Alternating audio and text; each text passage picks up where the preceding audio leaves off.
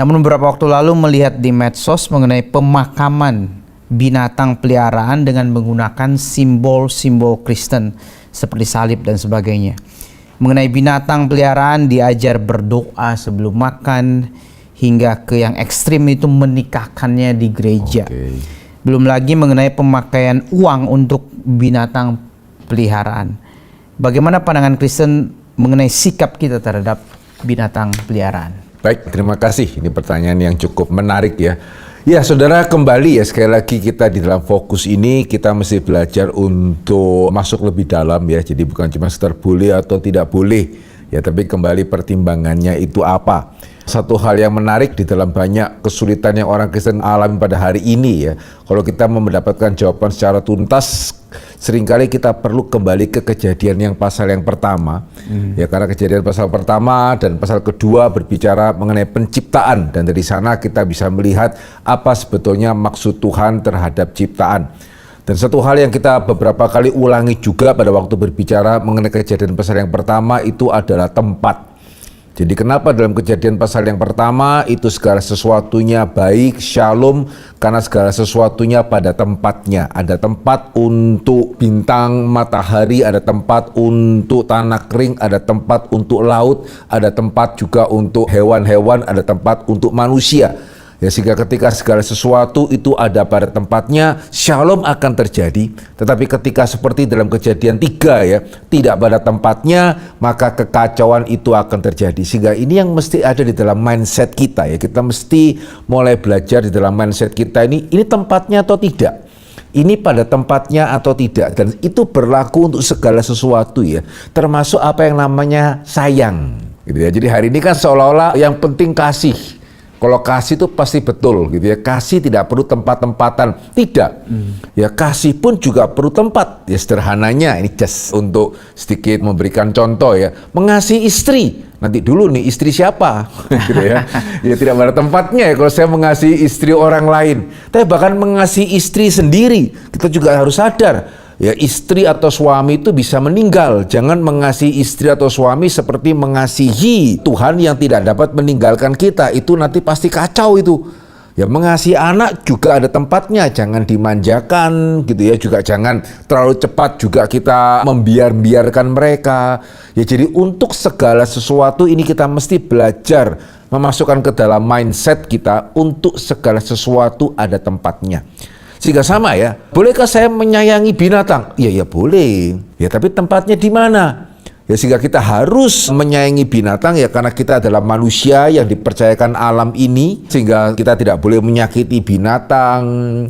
Ya, kalau memang ada kemungkinan kita boleh merawat mereka, dan kalau kita ada kesempatan merawat mereka, bagaimana kita juga mengembangkan apa yang mereka itu ada gitu ya. Ya, sehingga kalau menyayangi dalam pengertian itu ya iya sih. Tapi hati-hati ketika sekarang bukannya tidak pernah terjadi ya. Aduh, punya anak sulit digantikan anabul aja. Kalau punya pasangan rumit, sudah saya nggak perlu punya suami, nggak perlu punya istri. Saya cukup punya kucing atau anjing atau hewan peliharaan yang lain. Hati-hati. Ya, karena kejadian menurut kejadian pasal kedua ya, itu tidak akan bisa. Itu tidak pada tempatnya. Ya, karena jikalau manusia bisa digantikan dengan hewan, ya untuk apa Allah menciptakan Hawa? Ya, Alkitab jelas mengatakan manusia memberikan nama, tetapi untuk dia sendiri tidak bisa ditemukan penolong yang sepadan. Itu kenapa Allah membuat manusia itu tidur dan kemudian membangun seorang wanita gitu ya, dari tulang rusuk seorang pria.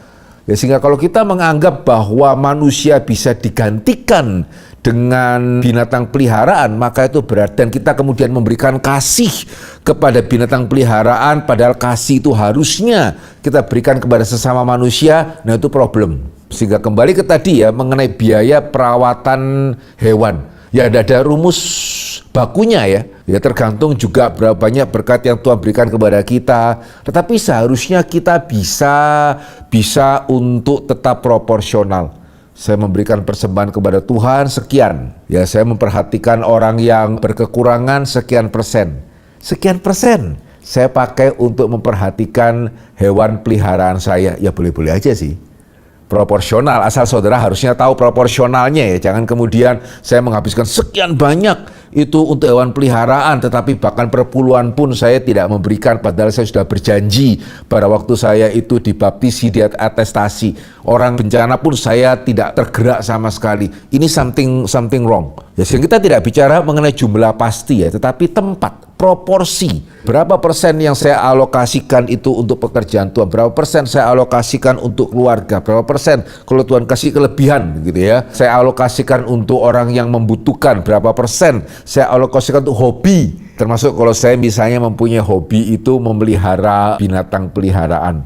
Nah, itu mengenai bagaimana memelihara binatang. Nah, yang kedua, ini bagi saya lebih serius ya, mengenai ibadah. Nah, kesalahan akan terjadi kalau kita berpikir, oh, untuk segala sesuatu ada tempatnya kecuali ibadah kok, karena Tuhan kita kan bebas salah, terbalik. Jadi dalam Alkitab kita melihat untuk segala sesuatu ada tempatnya, dalam hal ibadah itu apalagi.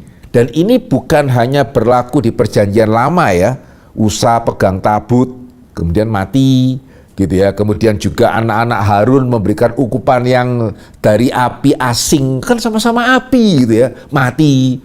Tapi jangan pikir ini hanya di perjanjian lama, karena perjanjian baru pun jelas Paulus mengatakan ketika jemaat Korintus memperlakukan atau merayakan perjamuan kudus tidak pada tempatnya, Paulus mengatakan itu kenapa banyak di antara kamu yang sakit. Ya bahkan bukannya tidak ada yang mati. Ya sehingga jangan kita berpikir karena ini Tuhan kok. Jadi kalau saya dengan orang tua, saya mesti ewo pakewo gitu ya, saya mesti ada sopan santun. Tuhan bebas, terbalik loh. Kita harus sadar ibadah ini berkenaan dengan pencipta langit dan bumi yang memang mengasihi kita, gitu ya, yang memang mati bagi kita. Tapi jangan lupa, tetap yang mati bagi kita itu pencipta langit dan bumi, Tuhan. Ya, sehingga dalam hal ibadah seperti yang saya pernah mengatakan gitu ya, pertanggungjawaban ada kepada atau di pihak mereka yang mau menambahkan hal-hal yang baru. Ya, saya tidak mengatakan tidak boleh menambahkan hal-hal yang baru ya, tetapi pertanggungjawaban ada di dalam mereka yang mau mempertanggungjawab atau mau menambahkan hal-hal yang baru. Ya, sampai hari ini ya, saya belum pernah mendengar ada pertanggungjawaban yang kuat. Kenapa kucing atau hewan kita harus makamkan secara Kristen? Ya, bahkan kenapa kita harus menikahkan mereka di gereja? Saudara, ini serius loh. Karena bahkan sesama manusia ya, kalau bukan Kristen, bisa dinikahkan di gereja enggak ini? Betul atau tidak ini? Ya bahkan pemerintah kita gitu ya, wise, Kristen ya, Islam, Katolik, kalau enggak bahkan akte pernikahan enggak keluar ini. Ya sehingga sangat ironis ya kalau kemudian kita sebagai hamba Tuhan, ya in the name of love, ya binatang juga kita nikahkan. Loh nanti dulu. Ya sehingga kalau misalnya ada di antara saudara yang sebagai pendengar hari ini dan ada kok Pak dasarnya, boleh tulis loh ke nomor WA yang ada tertera dan saudara kita akan baik-baik memikirkan dasar apa yang saudara berikan. Karena yang saya pernah tahu ada yang mengatakan, kan mendoakan Roma boleh. Kenapa mendoakan binatang kok tidak boleh? Loh ya lain dong, mendoakan rumah kan kita bukan mendoakan rumahnya, betul ya? Kita kan mendoakan itu orang Kristennya di sana. Ya sehingga sejauh mana kita menyadari bahwa meskipun memang kita tidak menyebut pernikahan sebagai sakramen, ya gereja Roma akan menyebut pernikahan sebagai sakramen, kita tidak menyebut pernikahan sebagai sakramen, tetapi bukan berarti pernikahan itu sesuatu hal yang main-main. Dan izinkan saya sedikit memperluas ini Vikaris Kias ya, karena saya khawatir ini gejala kok semakin lama semakin umum ya. In the name of love, baptis ya baptis ulang ya baptis, dia mau kok in the name of love, karena kasih, masa orang baptisnya dihalangi. Nah seperti yang kita sudah melihat ya, akibatnya justru adalah menurunkan derajat baptisan itu sendiri. Ini yang saya paling khawatirkan tuh. Ya, sehingga banyak orang Kristen sudah dibaptis masih tidak yakin selamat. Ya termasuk baru tadi pagi, ya saya pimpin satu persekutuan kembali menemukan pertanyaan yang sama.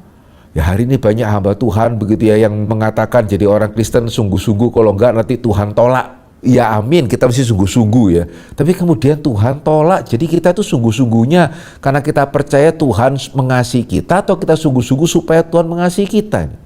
Dan pertanyaannya, ya saya yakin sekali yang nanya itu sudah dibaptis loh. Berarti baptisannya itu artinya apa itu? Ya sementara hari ini ya, kenapa kok nggak ada orang yang sudah sah dinikahkan, menerima akte pernikahan bertanya, saya ini sudah nikah atau belum? Karena negara kita memperlakukan ya pernikahan sebagai hal yang serius. Nggak di gereja atau nggak sama, kita nggak kasih keluar. Dan kita nggak akan mengatakan jahat ya pemerintah ya gitu ya, kok susah sekali mendapatkan akte pernikahan. Loh, itu bukan jahat. Ya kita harus bersyukur, karena kalau enggak gawat sekali gitu ya. Kalau sekedar hitam di atas putih ya, mau ada siapapun yang mengeluarkan enggak apa-apa, toh sekedar hitam di atas putih gitu ya. Loh tidak loh, ya ada institusi di baliknya, ada formalitas di baliknya, dan itu penting. Ya, sehingga sekali lagi saya ingin saudara yang menambahkan atau hamba Tuhan yang menambahkan berani menikahkan hewan di gereja. Saudara harus baik-baik mempertimbangkan dasarnya, dan silakan kalau saudara tahu dasarnya apa, silakan boleh menuliskan di WA, kita akan bicarakan lebih lanjut. Saya mau bertanya Pak, tadi dikatakan kalau dikubur pun masalah begitu ya. Bagaimana kalau orang katakanlah dia dalam keluarga Kristen tapi dia tuh nggak pernah, katakanlah belum dibaptis, lalu tidak menunjukkan dia percaya Tuhan. Begitu ya, anak dalam keluarga Kristen nih, terus dia meninggal begitu. Nah, bagaimana menguburkannya? Nah, ini kita mesti bedakan, kita ada tempatnya lagi ya. Jadi apakah kalau kemudian misalnya ya ada, atau contoh yang lebih umum ya, Vikaris Kias ya, ada seseorang yang bertobat di akhir hidupnya, kemudian belum sempat dibaptis, meninggal gitu ya, dan itu pun juga udah nggak bisa bicara, cuman coba gerakkan kaki. Sepertinya gerak tuh, gitu ya.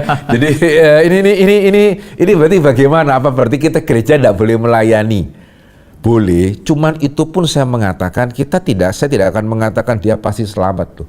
Kita boleh berharap. Ya, jadi doa, tapi kita tidak boleh mengatakan bahwa Tuhan terima kasih engkau telah menerima dia. Karena sekali lagi ya, ini bukan cuman, ya benar sih kita ingin menghibur keluarga, kita ingin menguatkan keluarga gitu ya. Kita ingin bagaimana keluarga jangan sampai kemudian, aduh ini gimana orang tua saya, kok sampai dia tidak sama masuk neraka. Tapi justru ya, ketika kita memurahkan, maafkan kalau saya pakai kata ini ya, akhirnya keluarga tidak akan terhibur sebetulnya.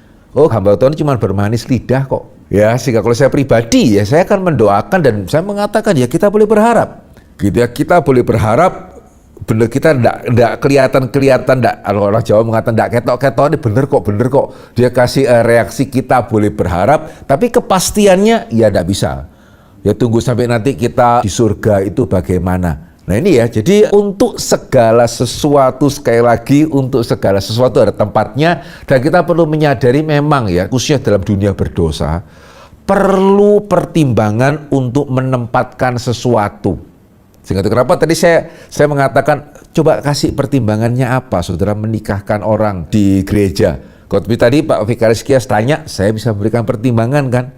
Bukan cuma, masa ini Vikaris Kias kurang kasih, mendoakan aja loh, masa enggak boleh gitu. Nah itu pertimbangannya apa, itu penting sekali. Kita boleh berharap, tapi liturgi pemakaman, kebaktian penghiburannya seperti apa? Nah ini kan kita melihat, orang Kristen kan liturgi sangat sederhana ya.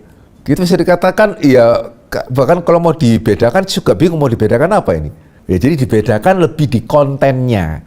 Iya. Karena kalau kita secara ritualnya kan apa ya gitu ya, ya tutup peti gitu ya, kemudian kita puji-pujian gitu ya, kemudian kita, nah kalau mau ya puji-pujiannya pun termasuk juga puji-pujian yang dipanjatkan. Kita juga jangan lagu-lagunya, oh sekarang dia sudah di surga sana, nanti dulu. Nah iya, maksudnya itu, karena nah, kan itu konten.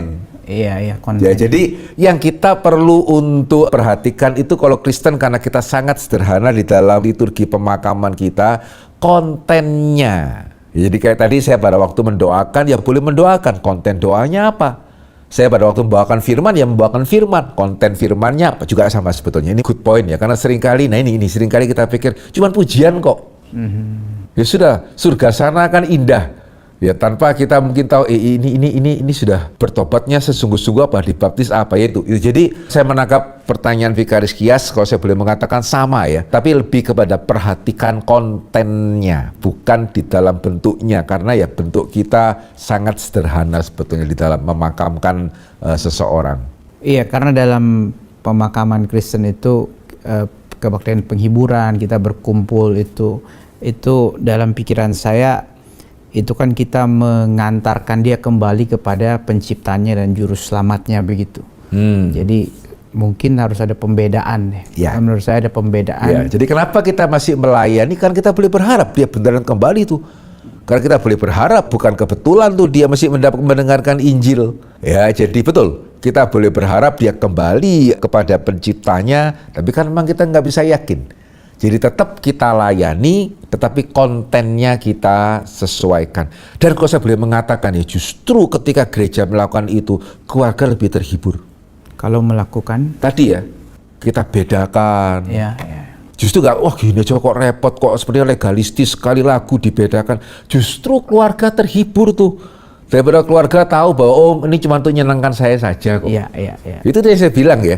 Jadi jangan kita merasa bahwa oh ini ibadah kok, yang penting kasih. Nggak perlu terlalu formalitas, salah. Justru formalitas itu ya formalitas yang benar ya gitu ya. Justru di sanalah kita memberikan suatu lebih kepastian, dan kepastian itu yang memberikan penghiburan. Lebih baik keluarga mengetahui bahwa ya enggak pasti, tapi saya boleh berharap, daripada mereka tahu kita ngomong pasti padahal ya seperti Alkitab mengatakan itu palsu, yaitu penghiburan yang murah begitu. Jadi kalau kembali ke yang binatang berarti kalau mau kubur aja begitu Pak ya. Ya kubur aja lah. Gitu, mau mendoakan juga mendoakan gimana gitu, kembali kepada penciptanya, kembali gimana gitu. Oke Pak. Dan khususnya ya jujur saya yang paling merasa susah hati itu menikahkan. Karena itu di dalam gereja. Iya. Gitu ya, sehingga betul ya, saya harap nih hamba Tuhan yang benar-benar menikahkan hewan di gereja itu pertimbangannya ada, jangan mempertimbangkan manusia saja ya. Harap mempertimbangkan Tuhan dengan sungguh-sungguh gitu. Jangan hanya kasih saja ya, tapi kasih yang pada tempatnya. Saya tiba-tiba kepikiran bagaimana kita, bagaimanapun juga kan mereka itu ciptaan ya, tumbuhan juga ciptaan, bagaimana kalau bukan pernikahan lah, itu kan memang buat manusia ya, tapi apakah ada semacam ibadah atau suatu yang simbolik yang menyatakan bahwa seluruh ciptaan ini dipersembahkan kepada Allah juga, kembali kepada Allah juga gitu. Ya, tapi kalau seperti itu, kalau itu mungkin agak kurang tepat kalau untuk kematian ya, gitu ya. Ya, sehingga kematian itu sebetulnya menghibur. Jadi ini ya, kalau saya boleh mengatakan kepada saudara yang merasa sangat perlu untuk binatang peliharaan meninggal minta gereja, binatang peliharaan mati minta gereja gitu ya. Izinkan saya mengatakan, apakah boleh kita memeriksa hati ya? Sehingga jangan-jangan saya begitu mengasihi hewan saya kah? Sehingga saya sampai kehilangan seperti itu, seolah-olah kalau hewan peliharaan saya meninggal gitu ya, saya merasa kehilangan seperti anak saya meninggal. Itu problem loh. Gitu ya, itu sendiri kita harus refleksi. Apakah jangan-jangan kita mengikatkan diri kepada ciptaan begitu kuatkah? Ya, sehingga sampai saya begitu bersedih. Ya kan, sekali lagi proporsional. Anak kita meninggal atau orang tua kita meninggal, kita sedih. Demikian juga tidak salah sih kalau hewan kita meninggal, kita sedih. Tapi seperti tadi juga ya, kalau itu sama, itu problem loh Pak Kias. Itu problem besar. Ya bisa jadi kita kehilangan karena sering main-main sama dia. Tapi kalau sampai kita mengikatkan kebahagiaan kita itu dengan hewan peliharaan, ya sehingga kita lebih merasa perlu, kalau sampai hewan kita meninggal, perlu gereja secara khusus mengadakan ibadah menghibur saya. Karena kebaktian penghibur itu menghibur siapa sih? Menghibur keluarga kan. Kita kan tidak mendoakan yang meninggal sebetulnya kan. Sehingga kalau sampai hewan saya meninggal dan saya perlu penghiburan gereja, kalau enggak saya itu devastating gitu ya. Saudara, bolehkah gitu ya kita refleksi diri, segitunya ya saya mengasihi hewan peliharaan saya, ya itu pada tempatnya kah? Ya, sekali lagi bukan berarti kita tidak boleh menyayangi binatang, pada tempatnya kah? Ini yang menjadi pokok permasalahannya begitu. Bisa jadi idolatry apa ya? Nah, silakan refleksi masing-masing gitu ya.